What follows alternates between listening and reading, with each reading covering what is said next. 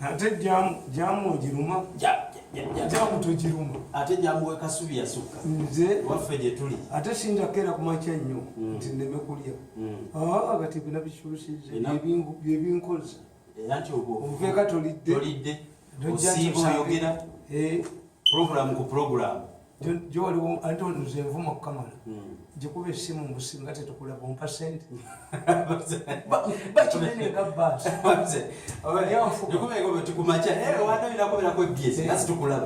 ani bwolagira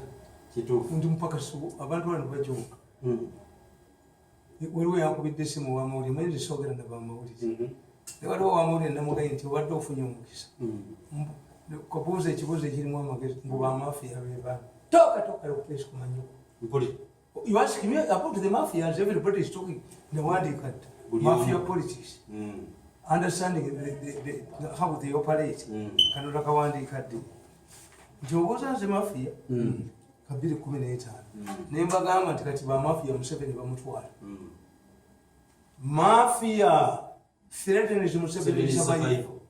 mafia tisa okuva kwa Museveni mpulira iri mulina mpulira irimu yina nabagandi katonda kawandikadde written Monday June 2017 completed at 2:30 p.m. at my home in Shingera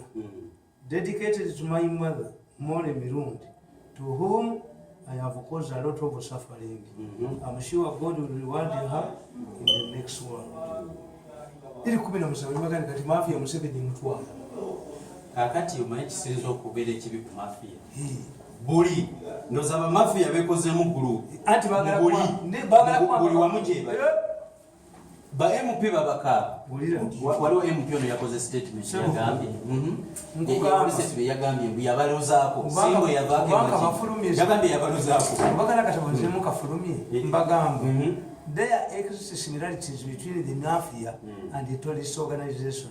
They both studied the country's political landscape. They also appear to be solving a problem that the state has failed to solve. They also hugely take advantage of the media and the gullibility of the population. Take for example the Muslim Brotherhood. They started 1923 in Egypt and invested heavily in education throughout the Arab world. The organization boasts of most educated people in different disciplines across all of the Arab countries. Yojiraba mafia ekolanga terrorist organization kati eyawa nekuze emeze n'ebyoya yonna gyeri buli wamu oyo balaba omumwagwe oyo ng'omanya is used buli institution yonna bagiwamba auditor general IGG and tubala nti Museveni bamusiba amagulu takyatambula anti bakiyiseeri bakiyisaawa mu institution eyo mwennyini yateekawo structures kasibeyambisa ekigendererwa kyabwe anti kyenkubuulira nti bwetolwa ye Museveni tasobola kugaa nti IGG kakati oyo omukazi oyo naye yejja kufa bubi n'abaana be bajja kubonaabona toyinza kudya omuntu agenda bweru mu UNESCO n'okomewo omusango gwa dda ng'omuminisitule yavaamu dda kati oyo mukati basooka ne bamukangamu tebagenda mujjawo n'atagala kati buli kimu mwe bakiyisa takyalina sense of direction eyo nfu eyayigigiza ofiisi nfu olwokuba nti nti first lady yagenze eyise eri emirundi 9 mu wiiki emu n'asigalako muwanga n'engalabi musajja mukulu naganze nabba ettaka lyatamanyi nasigala mu ntebe ng'atudde when you tell a lie about the first lady nasigala mu ntebe y'essimu ne bamwongeza n'omusaala tasobola anti bali entrenched to change the IGG gomanyi kyosobola okukola okujjako okumpolomotinga kugulamuza omugjewo nekunoota bajja okumugjawo olina kukola strategy tabasobolatubadde tujja tubuuzabantu bogamba nti bamafi ate olusi tubalaba babeera promoted solution gye tulina okukola eri emu gwe bwe bakujooga togendayo me and bawanakyo igendiika dayewo serious nakalema jikube ewange jikube musindikeyo omuntu mwasa omukulu mukube mirundi bwe yali mu state house yatwala laptop kakati nze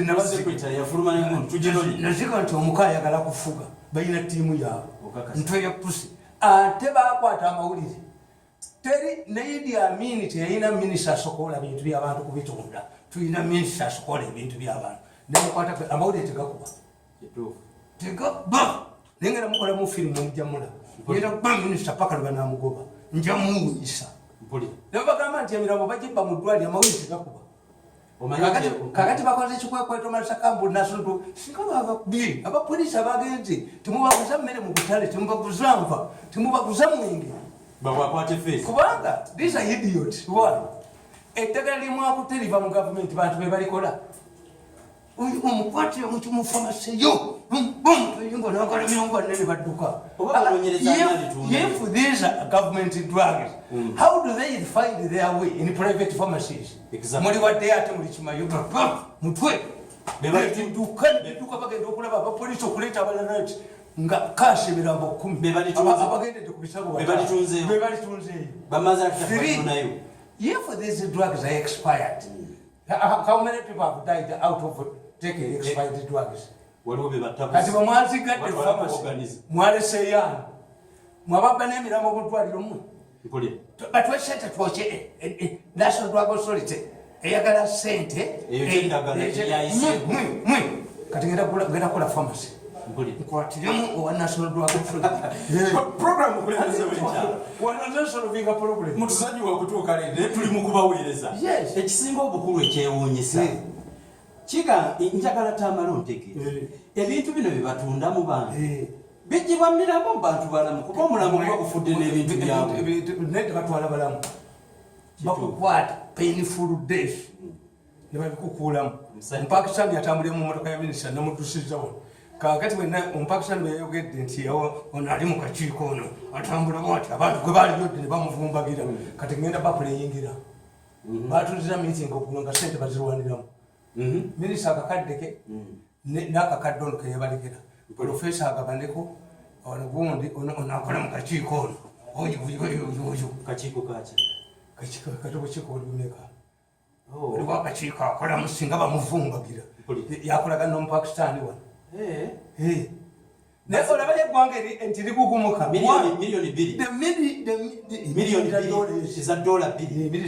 zabagugumuza era kakati omusajja ali mu apartment yali omwova ennyo nga awunye mu lubumu alina apartment e Nairobi olaba abantu bakugumuka. Okimanyi waliwo omusajja nange ngenda kubaako kenko ngenda wanyanzi kulala kyabadde nkugamba nyanzi yayise bakadda bonna nabaki ebyenali mu bikola bompita to mobilization nenzija owemityana nakubanga bannalwesonjeyisatiyenale ngenda mwe mukola laale lwaki temukkiriza bakola buluziraale naye okuba essimu ewange ndeŋaŋaŋaŋaŋ nzompite aji kigogo bayita wali ku national gundi national chairman's office ne bayita abantu bawo emitwalo ebiri bakadda baabwe naye ng'ate ye bebikulu avuga nnene kusaasira avuga nnene mwobwo obwongo tombaliramu ewange osuddeyo ki ewange osuddeyo ki goli ayina ennene gyabwe ab'enaalemu bavuga atasobola genda kulale bavuga bugaali omuyimbi avuga atagenda kulinyayo yabikola nange kube yange ku mmeeza ebyange mbyekolera kuba omukazi omugezi ne bwaba agenda kunoba alekawo ennyumba gyasiimudde naki wabula tasobola kubyala lumonde tamulekera mujjawo enyumba asobola gisiimula naye problem with NRM as a party no NRM is also a victim of the mafia atenga abanene balimunda wano twe ya push n'okutubwako bwagira buti obulinga eggaali amayembe g'eggaali omulabayo ono atandise n'okuba ebintu by'abantu omulabayo atudde yafunye miliyoni ya $. n'otunda n'ebyabafu nemutunda n'ebyabafu ne bagamba investigate zino zonna funeral companies zizaabo bebanyinizo bagibba kofini egula sente nyingi babagamba kofini muteekayo obumuli nedda mugigunda ettaka mugiteekeko ettaka mugigunda amayinja omayirwa kibateekako obumuli bagenda nazo bazitwala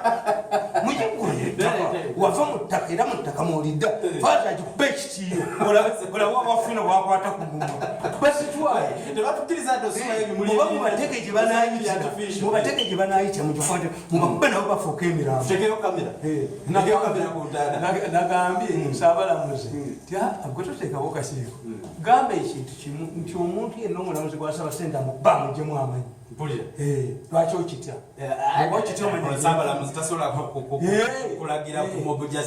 mbaga nti omwana nga yenna gwamukwata nga bamukuba omutayimba mpozi nga fake allegations nti ewange eri omubbi nti mubaana bange nze mbaga mukube mumutte bwaba wange bwaba yabbi kakati kyembuuza tamale nti nsanga nga bakuba omwana bbi akatana nenyimira mbuuza oba nfaana ewange taliyo Saabalamuzi ayagala kugogola tasobola kugogola agayagala kugogola tasobola abalamuzi baveemu ate nkubuuza lwaki okyumbamu ebituli nti omusajja basera bake deputy agenda bulamuzi bali bamulonza okumuwa obulamuzi ku interview ekikati nekivayo nekigamba muyakankwaninyaka kiwunyise mu mbugo kiwunye mukene doguli eri basobola is only a marriage that can deal with marriage which could have it nokiwunyisa nekiramba nga kiwunya mukene nekiwunya ne wansi nekiwunya nemmanga nekiwunyira ddala eddogo tulisangawa tetumanye edikwota yabulomala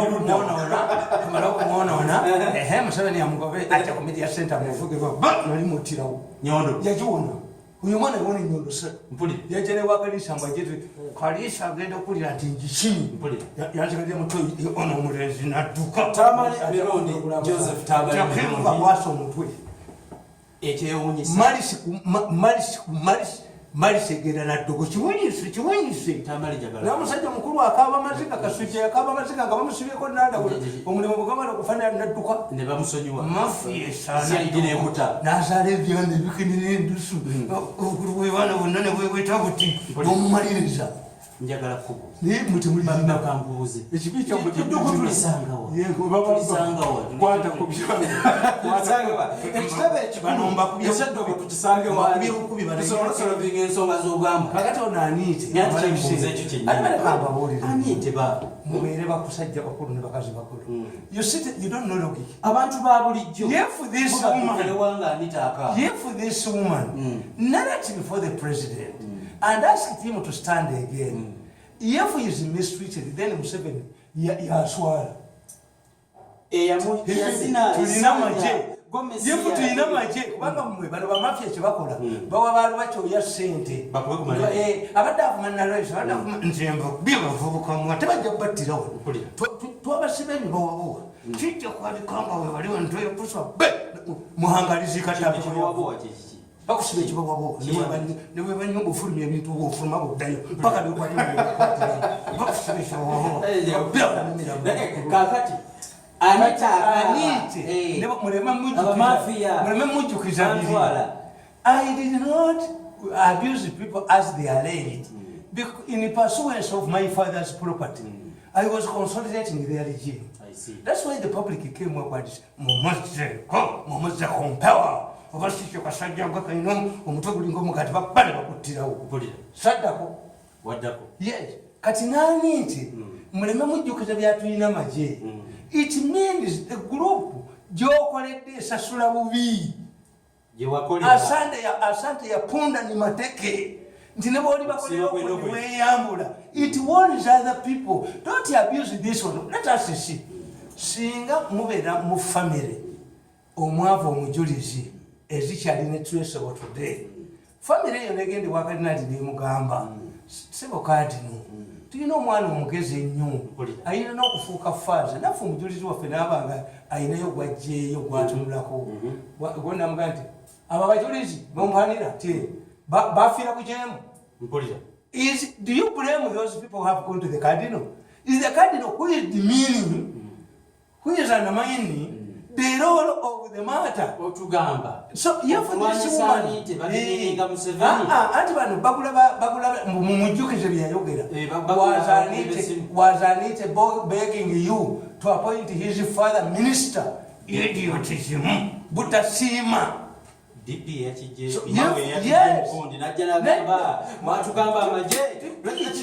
mafia yebawa ssente abo bamu bamusota mawa mafia okuva bakwayire na mugamba ntigende bamungu benkwa bena atagenda yo DP ekyakola DP yakoze kitimba gamba anite watugamba bagendo ozo balake kulijebe tugamba yes no is not namujukiza ekyo gamba kya mujukiza if you suck a devoted and committed wife what do you do? I don't know. Wizo kutadamu kuwasa. Tell me. Abakazi nibategeera nti wote wasasula. Wote the problem rotates around Museveni. I see. How does Museveni reward? Oba n'oyo bakimukola. Abaganda baga nti olaba akikoze omuti omubisi guba omukalu guba mubisi. I see. This is a matter. Ne bwaba yabbiya ogoba omukazi abakyakubagala ennyo abala bagamba mu. Kiri boyina ogundi omuze ogwambula abakazi. Ngoyi zange mzirekewa ngoyi temuzitwala is Museveni quiz on a weighing scale Museveni yali ku minzani sawe nti ajja kubula abamukolera kati akole ki yes ono yavudde naga mafia batwala akole ki ati kakati muyamba mafia I see muyamba mafia amukolere ki omwana alikulire bagende mwesinayo okulete okukima yakalulu babalete nga mayinja ekyokuliba ku mutwe akwate ebirye azingeko muto ate mwesinayo alirinda ekiddako omukazi fe abaganda tukugamba nti omwana tatta kibanja abaana ne bafa 10 nga kibanja ekyekibatta tebakuluma nnyo nga mukazi wo ekitatta muyima tekibumala akonta I have my brain I'm still young. If Museveni appointed me spokesperson for 14 years, another government would give me a better job. What if Museveni gives you a better job? What if he gives you a ministerial job? That's how can kustamia. Mpuli. Nakufuka ku mutwe. Uyu mulezi ababaliza bapama. No mutu bakupama ko. Tosola chikiriza. When you are humiliated go when home. You are appointed. If working for government is that's so important. We are dancing to your pussy work. Ono mukaje oga abantu yakola ludda oyagala tugamba nti abasinga amaanyi ate tebalina bifo binene bw'oba toyagala kujoga togenda mu gavumenti ya Museveni kubanga ziri mu bbiri nti eyiye bagiwambira muli bo bakosa institution kati ono ayanukula igigi kuizole the bias sisobola kuwandiikira igigi sikisobola I cannot write to the igigi why izole the bias mu bulenge bano be bakukozesa aina saidi iziholo bano be bamukozesa bano nti right kati basakana basisi yawandiise ajagenda wasale ajagenda wakisobola kugenda wasale sigenda wakigongo no ngenda wange kwebaka shokiriza mwambisa bubi nange nembakowa olw'okuluma omutima ogukedde abakyawanange abalaga omutima ogujjudde mwampita fala walowooza nti ebibiina bingi naafuna ekirala kanooyo gwe kyotakola tokuba Museveni ebibiina bingi tokuba Museveni tokuba NRM kuba NRM is a victim anti kyembuuza lwaki tobakubanga ate abalwanyisa mwebali bali muli mukibalekere abalwanyisa ekintu bali muli do you know what it means bawannakyobe okuva mu gavumenti oyo omukazi oyo ayigige gwe bakozesa oyo put brain in your head I see gundi mwe yakola statement nnungi nnyo mwe bagambanga baminisita nga bamugjeeko mwe yandagira mwe you stupid I see oyo omukazi aliyogera bamulagira kati aliyogera nga abaana be babadduse emisinde babagoba mu bufumbo use your head why do I walk in Kampala firire nze n'abasikala bangu mu banda bako nabo babeera waka nzira omusajja yasoma muteeka mu mmotoka nga bwakuba saluti mbabuuza nti ofuluma oggulewo akagulawo eno munda tekaliyo kyekali gyotuula kaneggulirewo ekitiibwa omwana abo abaana basoma tasobola kukima amazzi waka I told them that uniform is very important no jajjadde kanolawo abasirusiru abalese ku pick up yazza okulya enkoko tasobola nabagula ensumbayiga yansabye owa abafumba amagezi bw'okoze otya okubeera mu bufumbo ebbanga eddene nga Judith byamulimi Judith babirye bawe yazzeeyo abayimbi bazanya firimu eno yadde firimu temubalaba abambadde ebyembaga embaga is one way okubba abantu mukikola ne mwekyanga olowooza embaga y'ababiri abaka ba palamenti babateekamu sente mmeka from day one project muzannya katemba babiri omuyimbi muzanyi bamaze okufuna akaalo kati adduka yes babiri yali tufunye enzo osobola okuleeta sente watali mbaga mpulira yakola mbaga n'abakuŋŋaanya mukyabakuŋŋaanya era waliwo omusajja mugagga wano yawa mutabani we emiliyoni ebyakola embaga nazikuba mu mpale omugole bamuleeta nga tewali na keeki bagatta ebigati 8 nekikimbako akatambala era embaga batula bwe bati ate famire eyaddayo nereeta sente omubwenge bulinga ebiki nga bamuwadde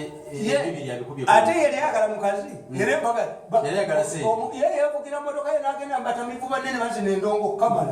ezo tuzikoze oyagala tugamba Judith babiri n'oli naye bali projekiti yaabazanya akabadi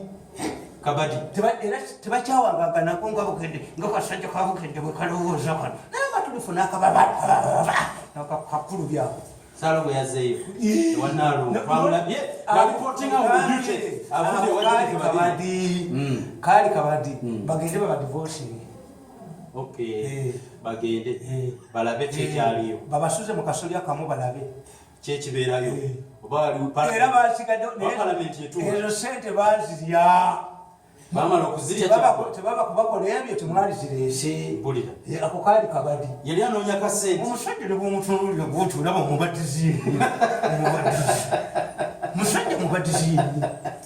yansonga gye tubadde tusemberako olunaku olwaleero mutusaasire naye oza n'okyogerako kambere nga nsiibula alisobola okgenda abadde Tambala emirundi Joseph Tambala emirundi kanka kapita we baddewo okuba nga nkutuusako puroguramu eno tusiibudde Anita agende ewaabwe tadda mukwandikira yigigi kifo kyabwe kibalekere gende omuwebaka walibeerawo gavumenti endala ekuwa omulimu omulala naye otaganira bwereere mafia bwebe kujiridde yajjiriza lukwagera Diana n'atuulawo tebalina nsonyi kati babba mirambo gy'abantu abalwadde gonna bagabyemu ebintu otambutola walinga olonja atereko mzee atuwekubisa